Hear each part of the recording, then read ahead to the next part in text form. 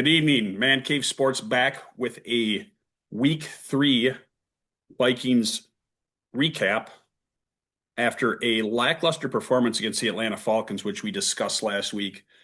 The Minnesota Vikings, in their best Jekyll and Hyde, looked like a completely different team on Sunday versus the Bengals. Now, granted, Joe Burrow was not starting. You had some clown that used to play for the Vikings that's still upset that he got cut all these years later. But great performance by the Vikings, particularly on the defense. A lot to discuss and dissect on this episode. Conspicuously absent is Gary and Brian. Not sure where you guys are, but hey, we did our best to accommodate you. But as we say here on Man Cave Sports, the show must go on. So, Mr. Steve, we'll cut right to the chase because there are a lot of different things that happened in this game. But there was one performance in particular that was legendary, historic. Talk about Mr. One, Isaiah Rodgers. First off, thanks for having us over. We got to watch it in the man cave. That was great on Sunday. We all, came together and be able to hang and watch it. So that was a great time. Isaiah Rodgers has played out of his mind. 2 forced fumbles, an interception. He housed a fumble, scoop and score, and then he that nice interception that he had off of Hall of Famer Harry the Hitman, tipping that ball directly to him. And then he housed it 87 yards, and then the 66-yard scoop and score, and then he punched the ball out from Chase. He was an animal. He had 3 tackles, but then he had pass defense in the end zone, I believe, against T. Higgins. Like, he was just insane.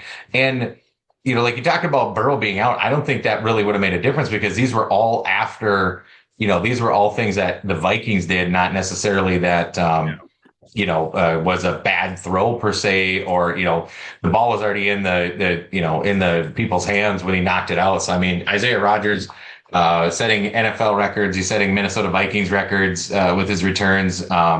Had more touchdowns than Higgins and Chase combined in that game, which was kind of fun considering that Chase was going to gritty on us. So historic. I'm just going to come out and do it right now. This is our bad MFer of the game. I don't know how you could pick anybody else. There's a lot of other good performances, but this guy, seriously, we had almost 30 points or something off of turnovers. It was just ridiculous.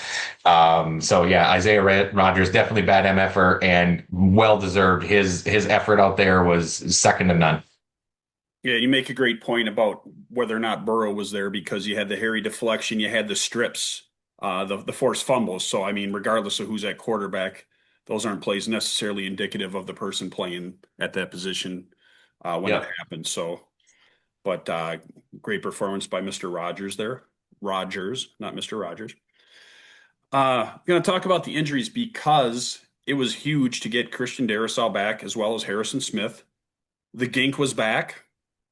So it was great to see those guys. We're still missing a couple of players. I know Mr. Jackson sounds like he's out till after the bye.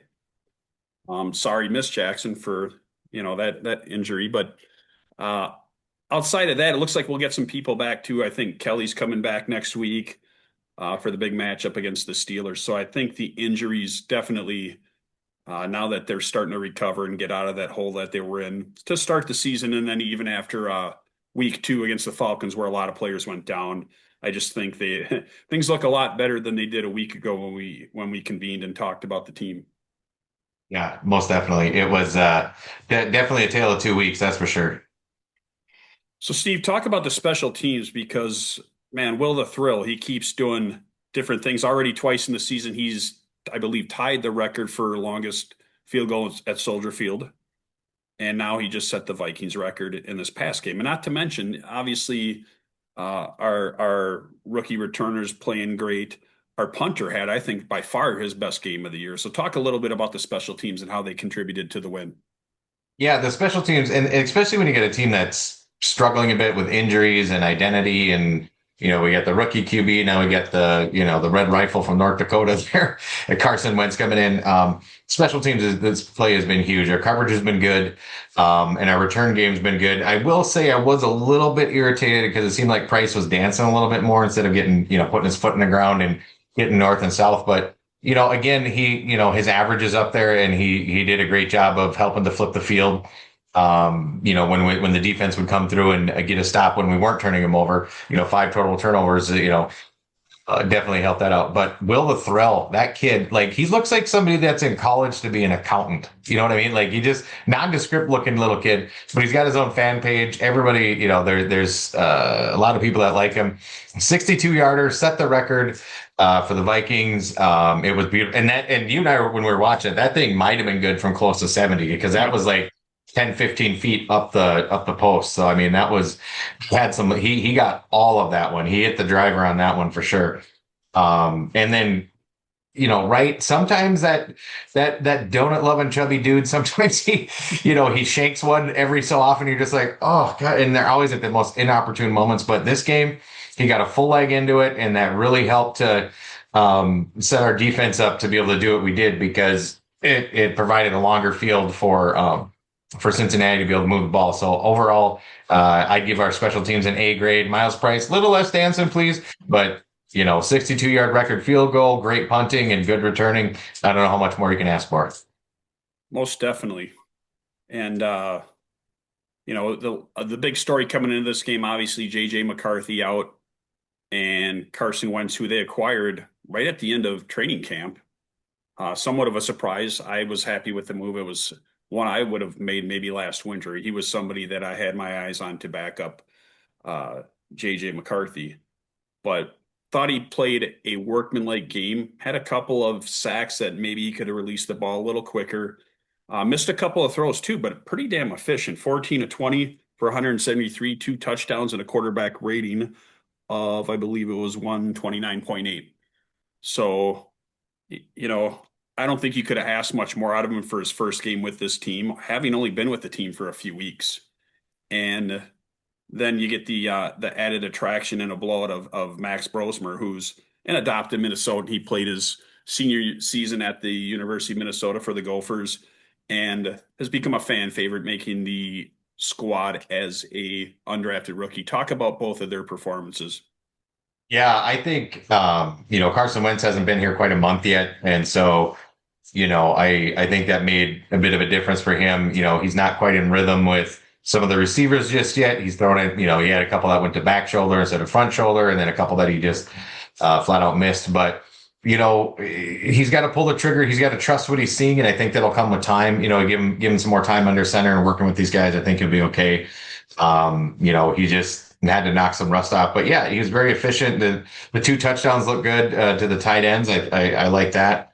Rosmer, I think, could have had a better game, but he made the mistake of hitting Adam Thielen between the 1 and the 9, and he dropped it. I mean, and then there's that swing pass that he did out to the flat, like the screen, kind of a elongated screen, and the guy dropped it too. So I mean, Rosmer looks like he could be a real deal. Like his arm is good. He looks poised. He doesn't look like he looks like he did on the sidelines at the Gophers. Like, okay, he just goes out and does it. But yeah, I was pretty happy. It's I think that first drive, we all got a little bit excited because Carson Wentz was slinging it around. We're like, oh, okay, and we're, suddenly we're seeing, dreams of postseason in our head. And then after the scripted plays went away, then things got bogged down, and he didn't pull the trigger. He didn't get rid of the ball when he should. But I think that'll be okay. It'll come with time. And Rosmer is great seeing him out there. I think that kid's got a good future in the NFL. Who knows about starting, but as a backup guy, I think he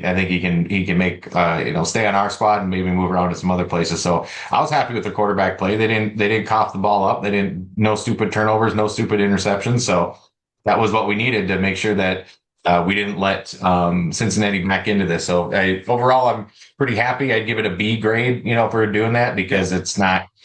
It was fine. They didn't do anything to lose the game, and they were efficient, so that was good. No doubt. Running game, going into the season, we talked about how important that was going to be. Obviously, with Aaron Jones Sr. going down in game 2, getting placed on the IR, he will not be back for some time. And the third straight season of acquiring Cam Akers, which, we have Cam Akers Day every year in Minnesota as Vikings fans.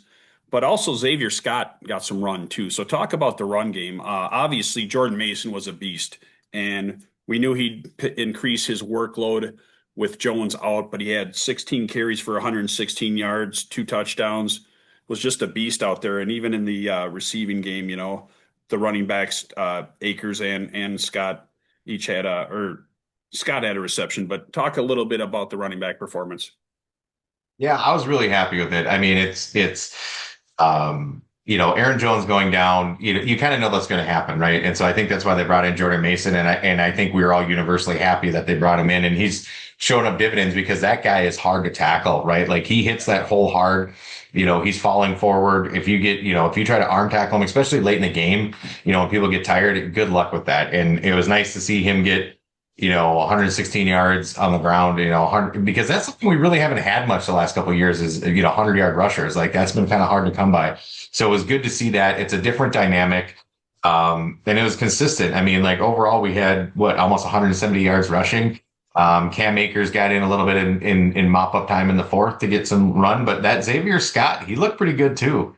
8 rushes, 30 yards. I mean, he's looking decent. So I mean, I think we're in good shape, and I think that was, it was my X factor for the season was the run game, and I'm excited to see that that's working. And I think that having a good run game, even if you're just getting serviceable quarterback play, is a recipe to be able to win, right? You maybe not be able to get into a shootout, but I think with our defense playing the way it is and our run game the way it is, it's looking good. So I'm happy with the run game. If we're getting close to 100 yards every game, I think we're going to be in good shape.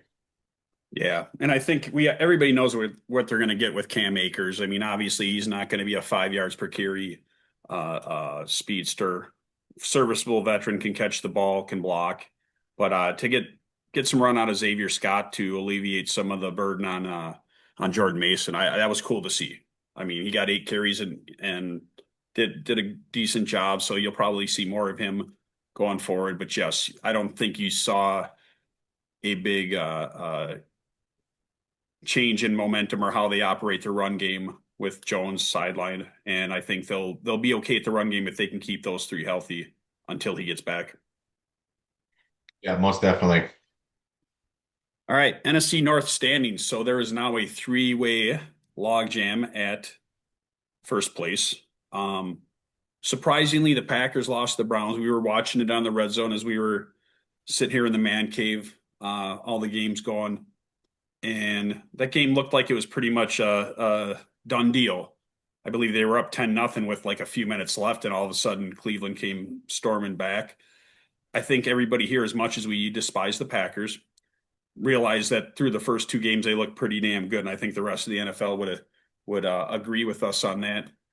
And they smoked Detroit in the first game of the season, but man, Detroit has come out the last two games on fire. So talk about that log jam at the top of the NFC. We knew it'd be tough. We still, obviously, most fans, I think, could say it's a fair statement would be that the NFC North is the toughest division in the NFC.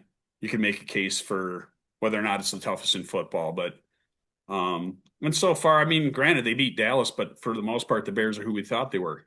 Quote Dennis Green. Talk about the NFC North and how things look after 3 weeks. Yeah, it's really interesting to look at these three teams that are at the top because they are different teams. The Lions seem to the last 2 weeks have found their footing with their offense again, even without Ben Johnson, who's now coaching at the Bears. They seem to have found their footing and gotten back to their old ways as far as being able to get the ball moving. Their defense is definitely leaky. They're giving up 27, I think, points per game average right now. Like it's not pretty. But they're able to score. They got their offensive mojo back, and so that's a little bit frightening because when they get moving with Gibbs and Montgomery in the backfield, and now you're Amon-Ra St. Brown, and on the edge, it's a scary group. But their defense is leaky. Now you flip over to the other side with the Packers. The Packers offense has not impressed me. I'll be honest. They're not impressive. Like you're going against the Browns and you put up 10 points. And the first 3 weeks of the season, I don't think they're looking in sync. I don't think their offense is really, it's kind of the same thing that we've seen where they'll get one or two drives that like, oh man, is this Jordan Love? Like, oh geez, is he going to take over? And then you get like 4 or 5 drives where you're like, okay, yep, there's Jordan Love again, right? Where he's, slinging the ball or you got questionable play calls and stuff. So, yeah, it's really those two teams are different. And the Vikings, like the Vikings are still trying to figure it out. Let's be honest. We got JJ McCarthy out. He was a rookie. He didn't look great the first 2 games. Carson Wentz is in, looks okay. Our defenses are, looking good. Our defense has held up and been stout, and we've gotten people off of injury back on, to bolster that defense. So, it's really weird with these 3 teams. You got one that's an offensive juggernaut, leaky defense, another one with a good defense and iffy offense, and then us. We don't know what we're just happy to be here. We're just going to play and see the chips may, and the Bears are the Bears, right? Like, yeah, they slapped around the Cowboys, but the Cowboys probably need a therapy session and a hug to figure out their season. So No doubt. Should be interesting going forward. So, this upcoming weekend, we start the 2-week series of playing overseas, which is very cool. However, it comes with a price, an 8:30 a.m. start, which I don't know what you're doing Saturday night, but I will be at a wedding, and I am not looking forward to getting up and having to watch football at 8:30 on Sunday. But I will probably pick up some Baileys this week because I might need it for my 8:30 coffee because I don't know if I can have a beer that damn early. But we'll see. We'll put it to the test. But Steelers team that's playing okay. I mean, Rodgers came out slinging the first game. Um, and we don't know what we'll get from them. Obviously, they made some changes in the offseason. Mike Tomlin's a perennial playoff coach. And, we were worried about this last game against the Bengals team, even missing Burrow based on the performance against Atlanta, who looked like crap last week, pulled their quarterback for Kirko. So it's kind of, in hindsight, it's an even more embarrassing loss to the Falcons because they slapped us around. But, you know, Steelers 2-1, Vikings 2-1. What do you think about the matchup this weekend and seeing old Aaron Rodgers, who ironically was rumored to come here in the offseason, and I think it was even campaigning for it, let's be honest. I think he wanted to come here. But yeah, talk about this weekend's matchup, Steve. yeah, I think the Steelers are a little bit of an enigma right now, but Tomlin, he always figures out a way to squeeze every ounce out of his teams and figures out a way every year to get in the playoffs. But um, the Steelers pretty much got outplayed by the Patriots last week. The Patriots really just took both barrels and shot themselves in each foot with their turnovers, right? Like when you're looking at the stats, the Patriots had 26 first down, Steelers had 17. Patriots had 369 total yards on offense. The Patriots had 369 total yards on offense. Steelers only had 203. It's, Rodgers threw a pick. I think it's really going to come down to our offense versus their defense because I'm not really worried about their offense as much with our defense firing the way it is. And remember, when he was a Jet last year, pick six by Van Ginkel overseas. I was in England, not in Dublin, but I think it'll be a close game just because we're not really sure what we're going to get on offense. So, I mean, I'm not going to say we're going to blow them out. And I think that this defensive performance may be a little bit of an enigma versus a trend. But my feeling is it's probably going to be a tight game, like 24-17, somewhere in there, 24-21. I think it's going to be a closer game because the Steelers do still have a legit defense. So, Yep. yeah, I think it'll be a tight game, but I really think it's just Rodgers and company doesn't scare me. I think it's more their defense versus our offense is really going to be the key. And then we get some love from our special teams. That could be a difference maker as well. But yeah, I'm thinking 24-17, 24-21, something like that. I think the Vikes will pull it out, but because we do play pretty well overseas, but we'll see. Yeah. Yeah, historically they do. And granted, a lot of that was before KOC got here, but nonetheless, it's interesting. These games are considered road games for the Vikings, but they're really neutral games. So I'm curious to see how the crowds play out because I mean the Steelers are universally known. They got a fan base outside of Pennsylvania, and as do the Vikings. Though you've seen many of the Vikings road games overseas, and even in particular when they go to, let's say, California, Arizona, or Florida, the fans travel pretty well. I mean, you see when they play in Arizona, the Vikings fans probably outnumber the Cardinals fans just because there's a lot of transplants, expats, whatever. But it'd be interesting to see if the crowd plays much of a factor because I think at best it'll be neutral. If not, I think the Browns got a fan base too the following week in London, but I think the Vikings the crowd won't be a factor as far as like the noise while they're on offense. But what do you think Yeah, about how this the plays out? Vikes. I love the fact that they're considered road games when they're really neutral.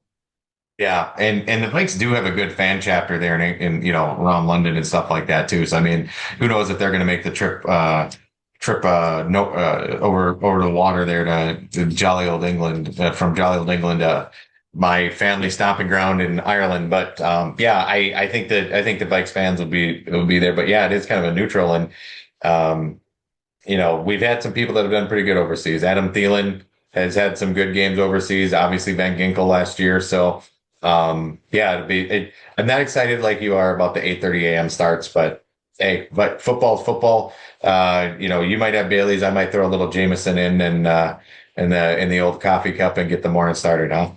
Yeah, you got to do what you got to do. All right, with that, that concludes this week of the Vikings weekly recap that we do here at Man Cave Sports. Uh, this assembly of people is known as the Skull Fockers. Unfortunately, it was just us two.